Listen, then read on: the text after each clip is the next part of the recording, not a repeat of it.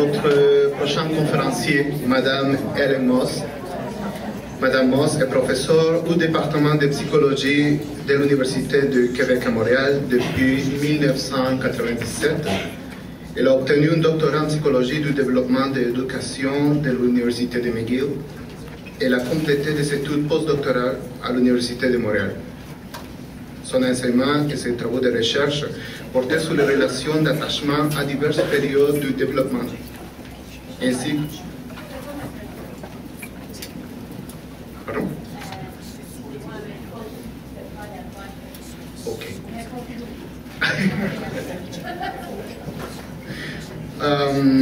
Ça, c'était pas prévu. Je disais, son enseignement, ses travaux de recherche portaient sur les relations d'attachement à diverses périodes de développement, ainsi que sur des projets visant à mieux définir les pratiques adaptées aux clientèles à risque. Elle est actuellement directrice du Centre d'études sur l'attachement de la famille, où on mène des études cliniques sur l'efficacité des programmes d'intervention pour les enfants maltraités et leurs familles. Les travaux d'Hélène Moss sont parus dans des revues scientifiques d'envergure internationale.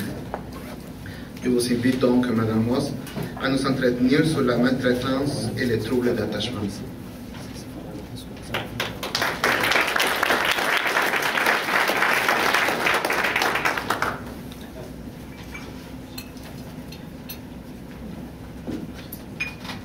ils vont changer. Excusez-moi, mais c'est une conférence que je vais donner à Sherbrooke la semaine prochaine. Mais là, j'ai toute la journée pour cette conférence. Alors, celui que j'ai préparé pour aujourd'hui est beaucoup plus court. Alors, on va le changer si c'est possible avec la clé USB. OK. C'est marqué. OK. Juste pour ne pas perdre trop de temps, parce que le temps est limité, ce que j'ai essayé de faire aujourd'hui, c'est de vraiment penser à c'est quoi le poids de l'attachement dans cette trajectoire de violence chez l'enfant et chez la famille.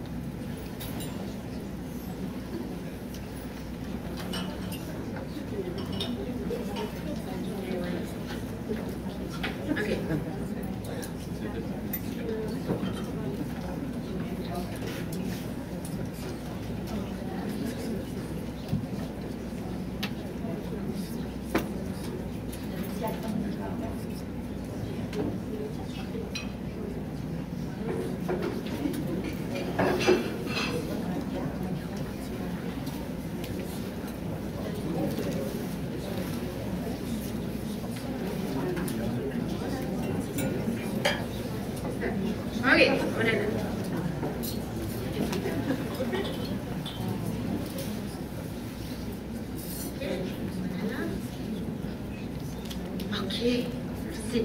Ok, je m'excuse pour ça, mais... Ok, alors pour changer, c'est ici. Comment?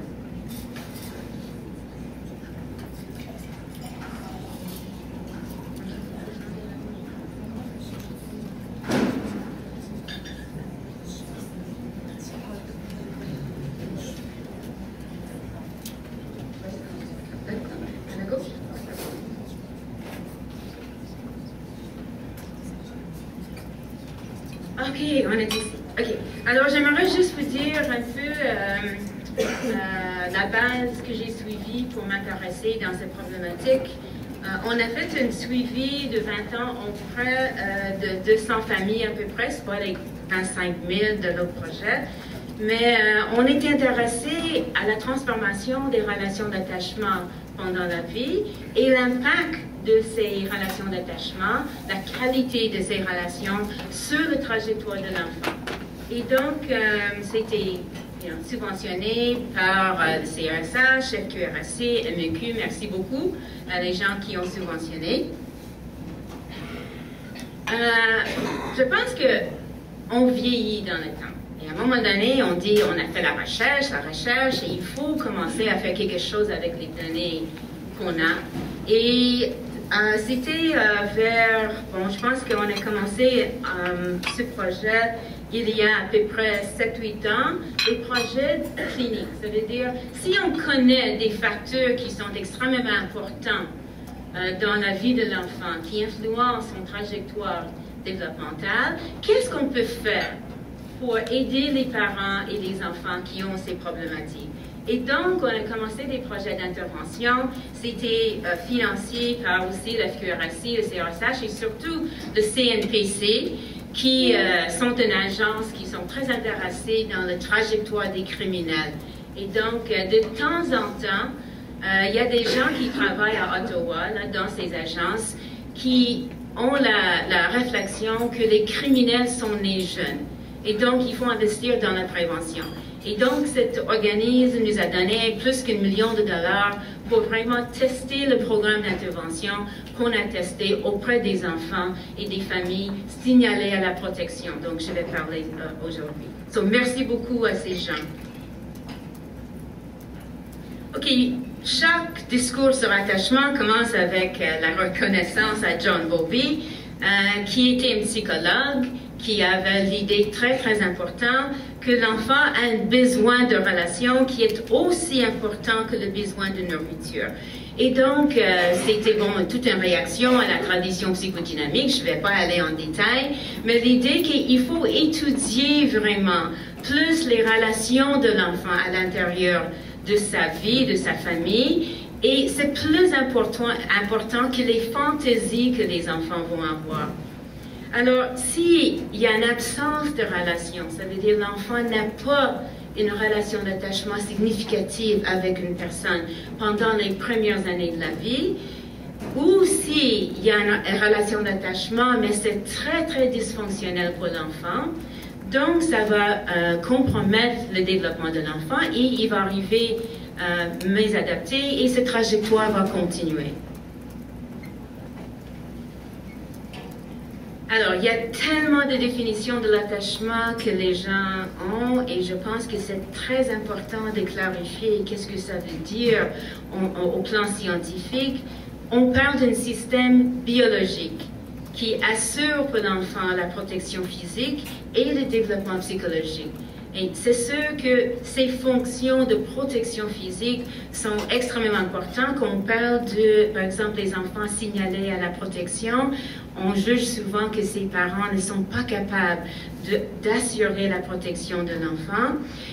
C'est sûr qu'au niveau du développement psychologique, il y a toutes sortes de recherches qui nous disent que le développement des troubles extériorisés de l'enfant est beaucoup lié avec le type d'attachement que l'enfant va créer. Le développement cognitif de l'enfant aussi, surtout au niveau de fonctionnement exécutif. Donc, la question que j'ai posée avant, c'est vraiment le développement pendant les entre 0 et 3, 80% du cerveau de l'enfant est déjà fait. Surtout au niveau des fonctionnements exécutifs, toute la gestion de comportement, l'inhibition des comportements impulsifs et tout ça. Tout ce développement se fait beaucoup entre 0 et 3 et il y a un rôle important pour des parents aussi à jouer entre 3 et 5. Parce que dans beaucoup de recherches, on voit que c'est le parent qui va aider l'enfant à inhiber l'agressivité qui est très élevée vers l'âge de 2 ans et demi. Alors, qu'est-ce que la relation d'attachement permet? Ça permet à l'enfant de créer un genre d'équilibre entre dépendance et exploration. Et qu'est-ce que ça veut dire? Ça veut dire que les enfants ont 2 besoins fondamentaux. Ils ont le besoin de dépendre sur quelqu'un, surtout dans les moments de détresse. Donc, l'enfant est anxieux, l'enfant se trouve en danger, il va chercher la proximité à une figure d'attachement qui va assurer la protection. Mais une fois que l'enfant est réconforté, on espère, par la figure d'attachement, c'est également important que l'enfant peut explorer parce que c'est là que l'enfant va développer son autonomie. Donc, il faut juger la qualité d'une relation, non seulement si les parents offrent à l'enfant la protection dans les moments de détresse, mais si les parents offrent à l'enfant la capacité de développer l'autonomie, exploration et tout ça. Parce qu'il y a des parents, par exemple, qui gardent l'enfant toujours très, très, très proche. Il y a une surprotection et on voit aussi qu'au niveau de l'attachement, ça crée une certaine insécurité parce que l'enfant ne développe pas l'autonomie. Donc, il faut juger à ces deux niveaux. Quand on parle des types d'attachement, parce que ça devient extrêmement important quand on veut évaluer la qualité d'attachement et ses séquelles, les enfants qu'on dit sécures, on dit ils ont un équilibre, ils ont développé à la fois la dépendance, une figure d'attachement significative, et aussi la capacité de se détacher dans les moments où l'enfant n'est pas en détresse pour explorer. Donc, un bon équilibre dans le système d'attachement. Il y a également ce qu'on appelle les enfants qui ont un attachement insécurisant, évitant. Et là, c'est des enfants qui, des fois, ont l'air très autonomes, trop autonomes. Et c'est l'enfant qui va minimiser la dépendance, la proximité à des figures d'attachement, qui a l'air toujours d'être indépendante, autonome et tout ça. Le problème avec ça, c'est précoce. Un bébé de 12 mois qui a déjà appris à ne pas pleurer, à ne pas démontrer la détresse aux parents, peut-être parce que l'enfant sait déjà que le parent n'est pas confortable avec le contact physique et bon, c'est meilleur pour l'enfant d'avoir l'air contente et comme ça au moins le parent va rester à côté de l'enfant. Et donc c'est des enfants qu'on dit évitants. Déjà 12 mois, on peut reconnaître ces enfants parce qu'ils ont l'air, au niveau affectif, ils sont assez neutres. Surtout jamais ils vont démontrer la détresse devant le parent. Par contre, en garderie, des fois, on va voir que ces enfants explosent en agressivité. Insécurisant, ambivalent, c'est l'autre côté de la médaille. Ce sont des enfants qui maximisent la dépendance à la figure d'attachement. Ils sont souvent très proches et la façon que l'enfant va maintenir sa proximité, c'est souvent avec les comportements régressifs, aussi par exemple de montrer l'agressivité devant le parent, parce que c'est très difficile d'ignorer un enfant qui a une crise devant toi. Et on pense que les enfants font ça parce qu'ils ont des parents très inconsistants, qui sont pris avec leurs propres problèmes. Et des fois, pour que l'enfant ait de l'attention, il est important de toujours surveiller le parent et ses émotions et tout ça, et de démontrer des fois la détresse, parce que ce type de parent va bien répondre à la détresse de l'enfant. C'est quoi le problème? Le problème, c'est que ces enfants ne développent pas d'autonomie, parce qu'ils sont toujours extrêmement vigilants au niveau du parent et de maintenir la proximité. Et donc, toute l'autonomie de l'enfant va souffrir. Non. Le type d'attachement qui est le plus important pour la violence est ce qu'on appelle l'attachement désorganisé. Peut-être que vous avez entendu parler de ça. Ce qui est vraiment intéressant au niveau de ces enfants, c'est qu'il n'y a pas de stratégie. Les autres enfants, évitants ou ambivalents, ils ont appris que s'ils maximisent ou minimisent la proximité, probablement ils vont rester pas nécessairement dans une relation idéale avec le parent, mais ils vont avoir une certaine attention de ce parent. Mais les enfants désorganisés, c'est comme ils ont tout essayé. Des fois, ils ont essayé des patrons évitants, des patrons ambivalents, toutes sortes de choses, mais ça ne marche pas. Peu importe, ils ne peuvent pas vraiment recevoir le réconfort des parents. Et donc, c'est pour ça qu'on a dit qu'il n'y a aucune stratégie organisée qui fonctionne dans les relations d'attachement de ces enfants, au moins en petite enfance.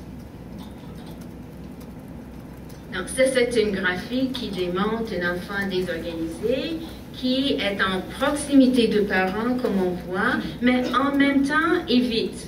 Tu vois que l'enfant se protège. So, les mains sont devant le visage ou, par exemple, cet enfant, il ne regarde pas le parent. Donc, mais ils sont proches, mais ambivalents et évitants en même temps. Okay. Il est extrêmement important qu'on est capable de reconnaître les enfants désorganisés à la petite enfance. Parce que c'est ces enfants qui vont être nos enfants qui développent des problèmes d'agressivité et tout ça après. Alors, qu'est-ce qu'on va remarquer chez ces enfants? C'est que souvent, comme on dit, ces enfants manifestent des comportements contradictoires, d'approche et d'évitement. Des fois, il y a des signes de désorientation et d'appréhension à l'égard du parent. Donc, que par exemple, le parent est séparé de l'enfant et revienne dans la proximité de l'enfant et soudainement, il y a la peur qui apparaît sur les visages de l'enfant.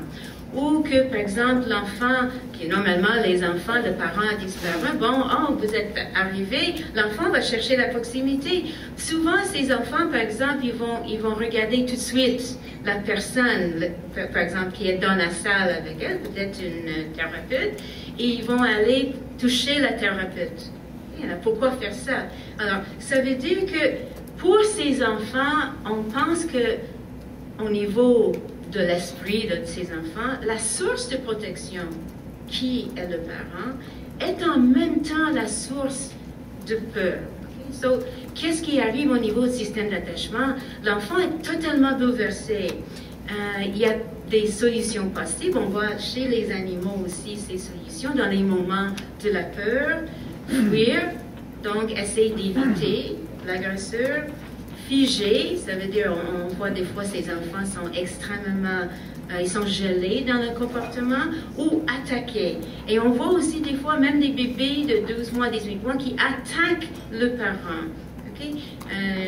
J'ai comme un film en tête, un enfant de 2 ans, qui il y a des jouets, qui prend le marteau et commence à attaquer le parent sur la tête plusieurs fois et le parent rit.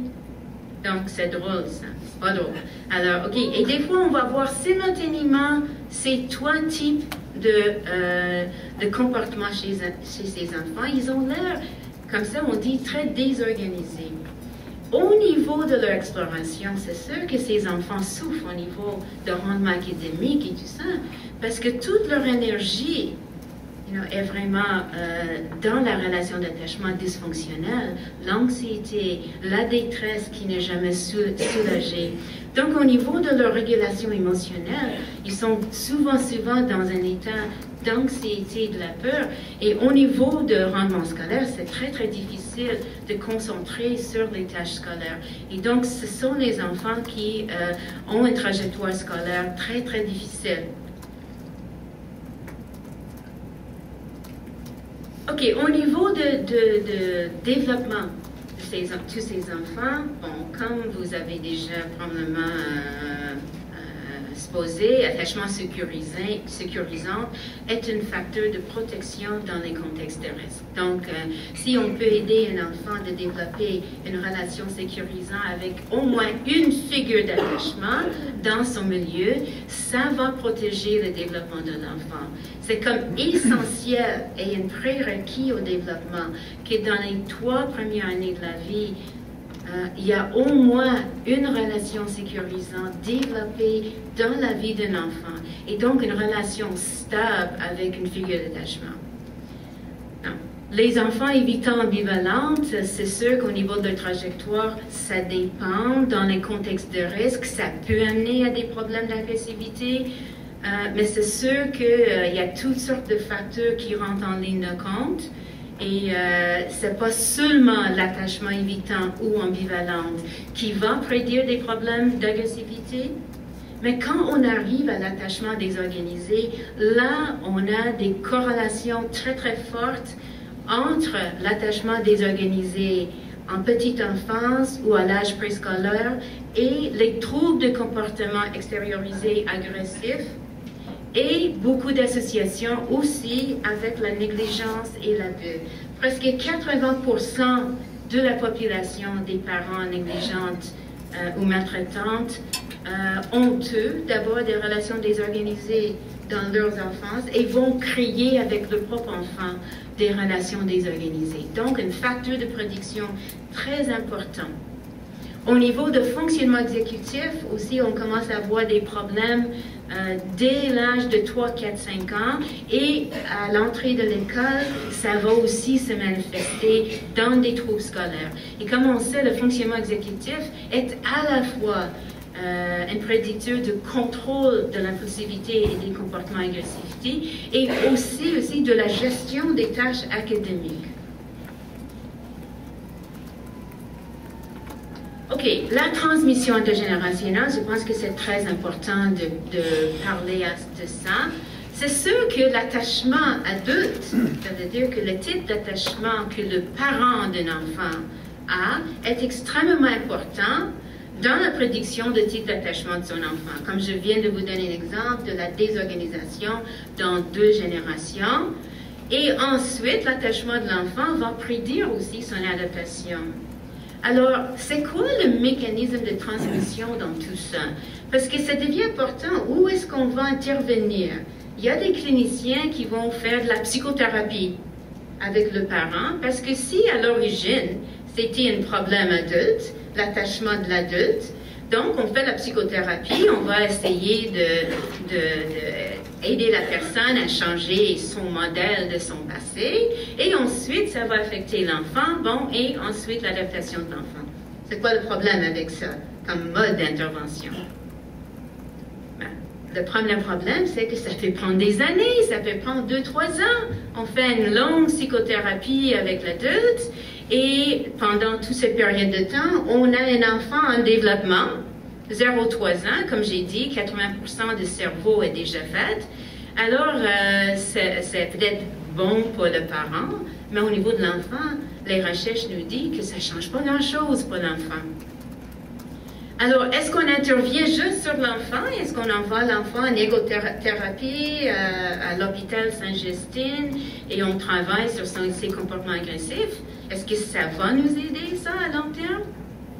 Le problème, c'est que si l'enfant retourne dans son milieu avec le même parent, alors ça veut dire que les comportements qui viennent, par exemple, d'être changés par l'égothérapie vont réapparaître. Donc, on dit qu'il faut intervenir au niveau des interactions parent-enfant, parce que c'est ces interactions qui transmettent, on dit, au niveau de la transmission intergénérationnelle, la pathologie du parent à la pathologie de l'enfant. Non, juste pour vous convaincre de cette idée de transmission intergénérationnelle, il y avait ce qu'on appelle une méta-analyse d'un chercheur qui s'appelle Marinus van Nijendoorn, un collègue. Et là, on regarde pas seulement une étude dans une méta-analyse, mais le résultat de plusieurs études, qui est une excellente façon de connaître vraiment la littérature. Et donc, dans cette étude de van Nijendoorn, il a trouvé que si on mesure l'attachement d'une mère pendant sa grossesse, et ensuite, une fois qu'elle accouche, on mesure l'attachement de son premier enfant à 12 mois, il y a une transmission d'à peu près 77%. C'est énorme, là. Et le bébé n'est même pas né au moment qu'on a vraiment mesuré le modèle d'attachement du parent.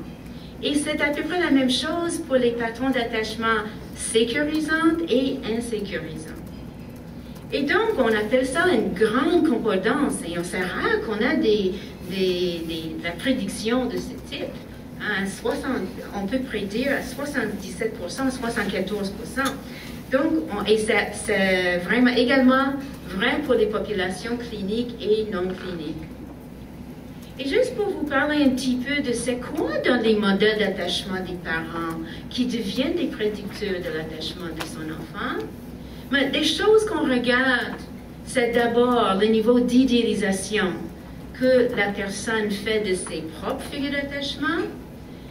Et ça vient également avec l'idée de la déni de la détresse. So, mettons les gens qui ont été victimes d'abus physiques et sexuels, qui continuent à idéaliser leur figure d'attachement. Et pensez à ça. L'enfant victime idéalise son agresseur. Et c'est parce que la personne a totalement fait le déni de sa détresse pendant l'enfance, vont être des gens qui vont faire le même type d'enfants. Ils vont avoir des pratiques éducatives semblables à la personne qui est idéalisée parce que c'est vraiment leur modèle. Et cette modèle n'a jamais été idéalisé. Et ça va continuer.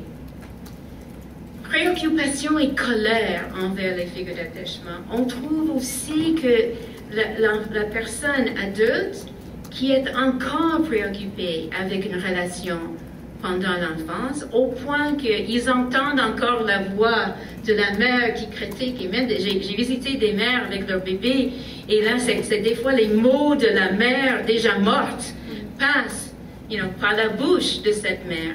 Elle est en train de se sentir jugée et critiquée et tout ça encore. Et qu'est-ce qu'on fait souvent en centre jeunesse? Ça veut dire que si on juge des fois qu'une jeune maman n'est pas capable d'assurer la protection de son enfant, on met cette jeune maman avec sa propre mère dans une garde protégée, imaginez. Et souvent, la relation entre ces deux personnes a été extrêmement dysfonctionnelle. Et donc, souvent, c'est sûr que si la personne n'a jamais fait en tout cas la résolution un peu de cette colère, c'est sûr que cette colère va diffuser dans d'autres relations d'attachement, peut-être en violence conjugale et surtout avec l'enfant. Mais ce qui est le plus important dans la prédiction, surtout de la désorganisation et la transmission de la désorganisation, c'est la non-résolution des traumas. Et quand on parle des traumas qui sont très associés avec la continuité dans la désorganisation, c'est les expériences d'abus et c'est aussi les expériences de la perte par la mort d'un parent. Et on va trouver avec des entrevues que les gens qui sont non résolus par rapport à l'abus par une figure d'attachement ou par la perte d'une figure d'attachement, s'ils restent non résolus, souvent ils vont avoir de la difficulté à créer un autre attachement avec leur enfant qui est sécurisante. Donc on va trouver une certaine interférence à cause de la non-résolution de ces anciennes relations. Juste pour vous donner des exemples de comment on peut détecter la non-résolution dans une entrevue. Un exemple, c'est le déni sans succès de l'existence, de la nature ou de l'intensité de l'expérience d'abus. Par exemple, on pose la question à notre client, as-tu déjà été frappé trop fort? Non, je ne pense pas. Je ne me souviens que quelque chose comme ça s'est déjà produit, non. Et donc, on continue l'entrevue et la personne commence à parler d'un événement qui est arrivé.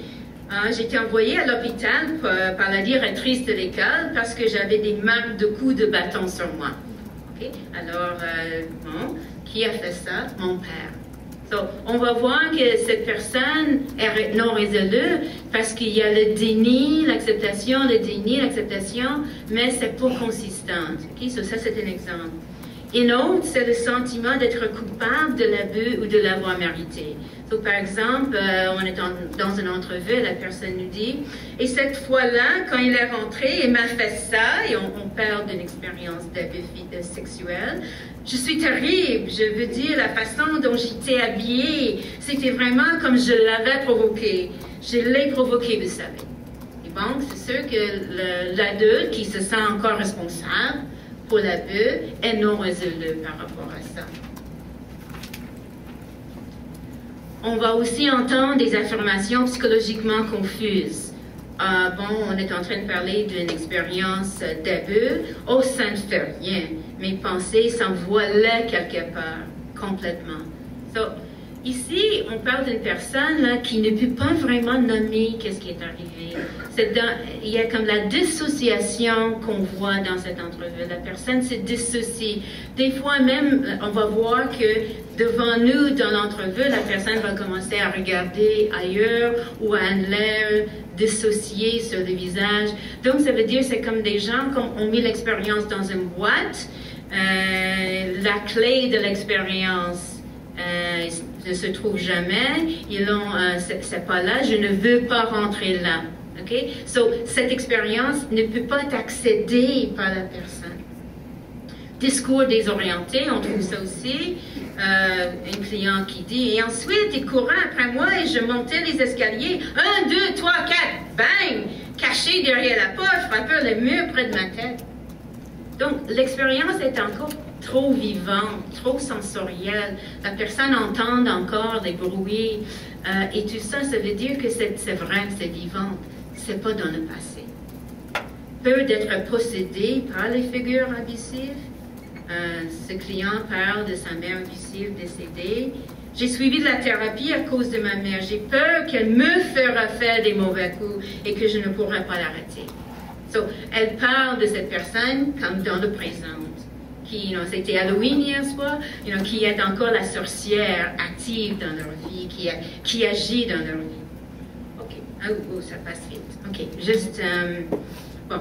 Ce qui est important à observer dans les parents, c'est que la transmission de ces modèles d'attachement se fait, comme on dit, par des interactions. Et surtout, il y a 4 choses qu'on identifie. D'abord, le comportement du parent devant son enfant, soit l'hostilité ou l'impuissance parentale qu'on voit dans la négligence, qui est surtout la problématique en centre jeunesse qu'on voit le plus souvent. Et dans les deux cas, si on est impuissante devant l'agressivité de l'enfant, l'agressivité va continuer à monter. So, c'est aussi pire d'être impuissant devant l'enfant que démontrer un modèle d'hostilité.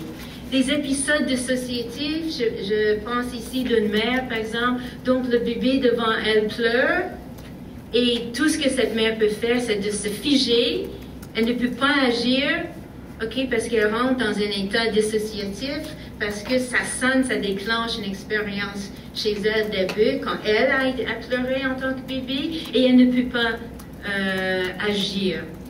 Vision extrême de l'enfant, et des fois on va voir des parents qui ont une vision, c'est un ange mon enfant, et lui c'est le diable. Et quand on entend ça, là, c'est une bonne marqueur de la désorganisation chez le parent. OK, j'aimerais dire quelque chose aussi très important. À 6 ans, on remarque un changement dans la relation des enfants désorganisés avec le parent. On voit que 2/3 de ces enfants commencent à faire le renversement de rôle et l'enfant devient le parent dans la relation. Et il y a 2 types de relations qu'on voit. Le contrôle punitif et le contrôle attentionné, et des fois c'est les deux en même temps. So, l'enfant contrôlant punitif, là, c'est lui qui a pris charge de la relation avec le parent, qui donne des ordres, qui donne des commandes, c'est hostile des fois. Et l'attentionné, c'est un enfant qui prend soin de l'enfant, devient la thérapeute de parents, comment à gérer un peu la vie de la famille et tout ça. Mais dans les 2 cas, c'est sûr que ça amène à des problématiques chez les enfants. Et il y a certains enfants qui restent très, très désorganisés, comme les bébés. Juste pour vous montrer, voici un exemple d'un enfant contrôlant punitif. Ça, c'est l'enfant. Qui va vraiment critiquer le parent. Et voilà un enfant attentionné, le petit thérapeute du parent. OK. Je pense que c'est important d'aller dans l'intervention parce que sinon, j'aurai pas le temps. Qu'est-ce qu'on fait qui est le plus efficace? Quand on regarde la littérature, il y a différents modèles. Il y a le support social, par exemple, qui est on voit beaucoup dans les services communautaires, élargir le réseau social de parents, fournir un accès aux ressources. Il y a la psychothérapie individuelle qu'on voit beaucoup plus rarement.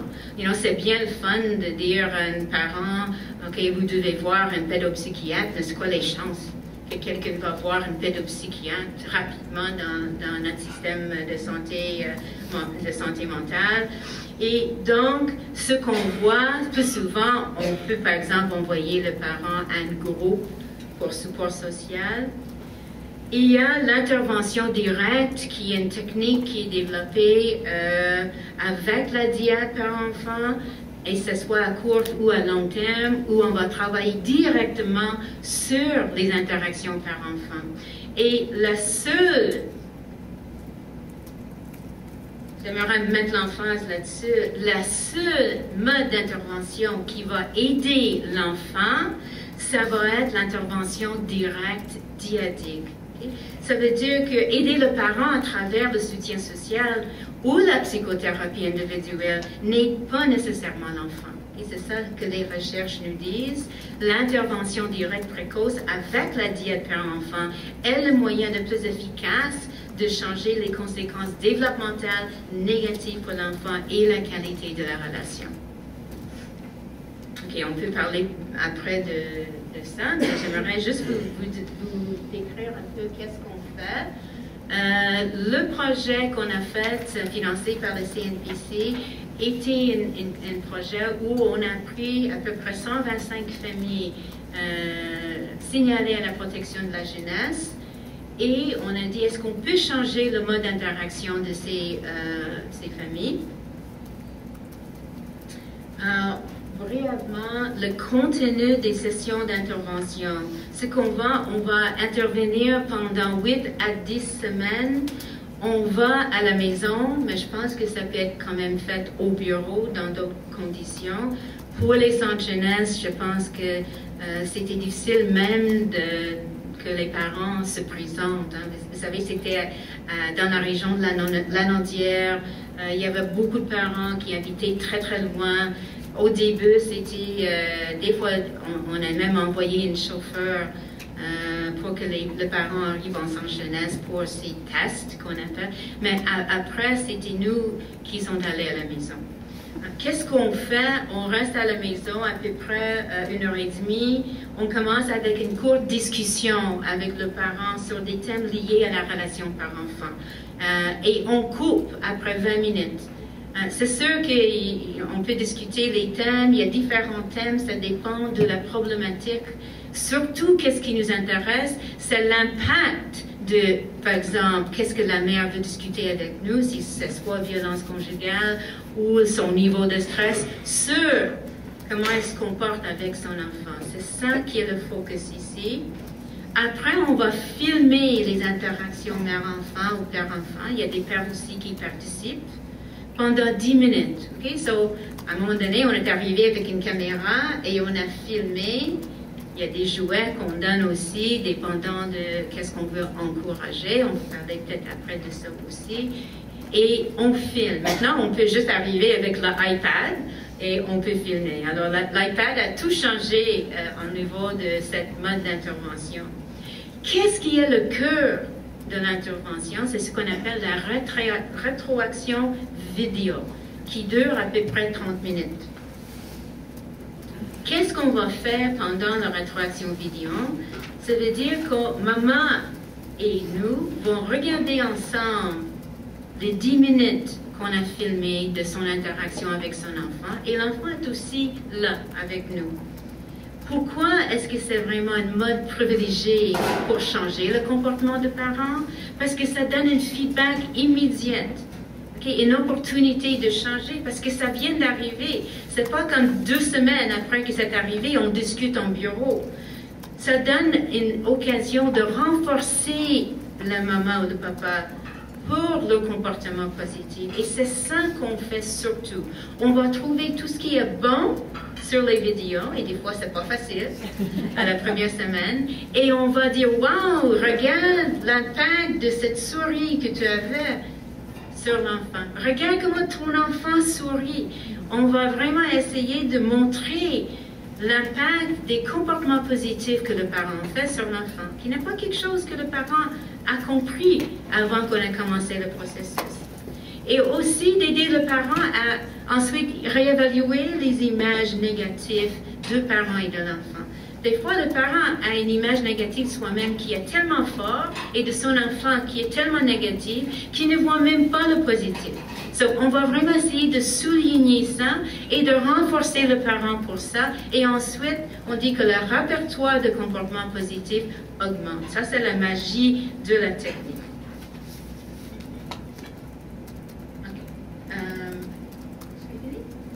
Une minute?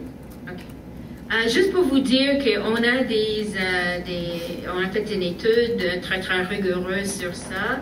Et même après cette intervention de 10 semaines avec la population sans jeunesse, on a trouvé une augmentation dans la sensibilité parentale, une amélioration de la relation d'attachement, aussi une amélioration du développement moteur des enfants et en plus une diminution des troubles de comportement extériorisés qui est là déjà pour les enfants de 2 à 5 dans notre échantillon. Donc, un grand succès. Et j'aimerais juste vous dire, pour terminer, le commentaire d'une mère maltraitante qui a suivi l'intervention. J'ai appris à être une maman et à avoir du plaisir à être une maman. Je suis plus attentif aux besoins de mon fils. J'ai davantage confiance en moi et en lui aussi. Et j'ai du plaisir à jouer avec lui. Merci.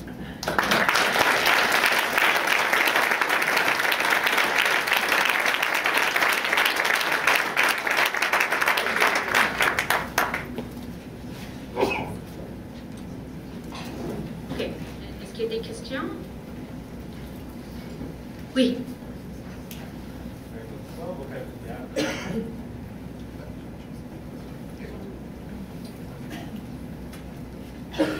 Moi, je trouve très intéressant au niveau de l'application. Mais moi, ça me vient quelques questionnements dans la tête.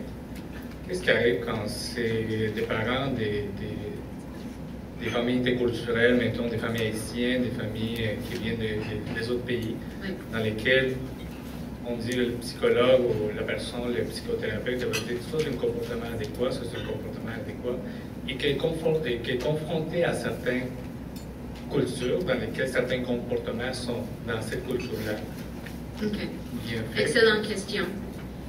Je pense qu'on a appris une leçon. Vous savez que en Ontario, la famille, Shafia, quelque chose comme ça, où il y avait par exemple la meurtre par le père et son fils de ces 3, je pense, jeunes filles et l'autre femme. On a appris quelque chose.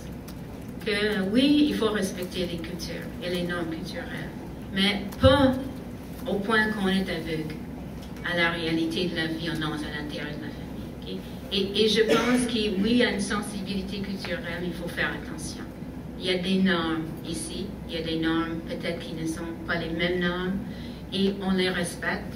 Et au niveau, par exemple, de violence et tout ça, il faut qu'on ait le courage, je pense, de le nommer et de le poursuivre. Et je pense que cette leçon a été poursuivie. Et je vous dis que ces approches sont faites dans plusieurs pays.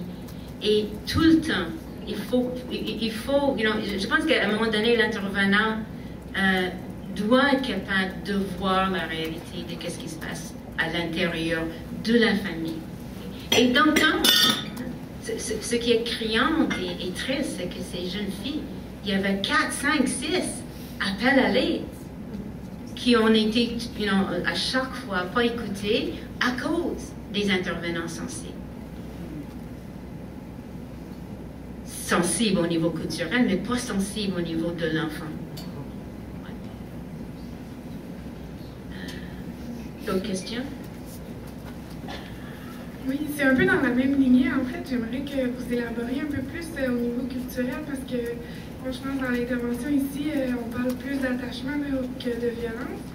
J'aimerais savoir si vous aviez développé des modèles là, pour adapter cette intervention-là culturellement au niveau des différences. Ouais. Mais c'est le même modèle, c'est exactement le même modèle. Ça veut dire, on fait exactement la même chose. Et on regarde, par exemple, la sensibilité du parent, ça veut dire est-ce que le parent peut répondre à la détresse de l'enfant? Est-ce qu'il y a une sensibilité pour donner de réconfort dans les moments de détresse? Est-ce que le parent peut permettre aussi l'exploration, l'autonomie de l'enfant? C'est vraiment les mêmes comportements. Le modèle d'attachement est transculturel, c'est universel. C'est sûr qu'il y a des patrons qui sont un peu différents d'un pays à l'autre au niveau de type d'attachement. Par exemple, dans certains pays comme le Japon, on trouve beaucoup d'enfants ambivalents parce que on dit que c'est sûr qu'il peut-être il a été pleureur pour le parent de laisser l'enfant avec une gardienne et tout ça. Comparé à d'autres pays, par exemple, nord-européens, où il y a davantage d'évitement. Parce qu'il y a aussi, au plan culturel, par exemple, une pression pour l'autonomie un peu plus précoce. Mais niveau évitant ambivalent, c'est pas ça qui est important. Mais des organisations, là, on doit poser la question, est-ce que l'enfant peut accéder aux parents? Même si c'est pas facile et même s'il faut des fois diminuer ou augmenter un peu la proximité, mais est-ce qu'il y a une moyenne pour chercher le réconfort chez le parent? Est-ce que le parent peut détecter les émotions de l'enfant, soit négatives et positives? Parce que ça, c'est la base. Si on a cette sensibilité, c'est sûr qu'après ça, la relation peut se développer. Sans ça, la relation ne peut pas se développer. So, ça se passe de la même façon, peu importe la culture.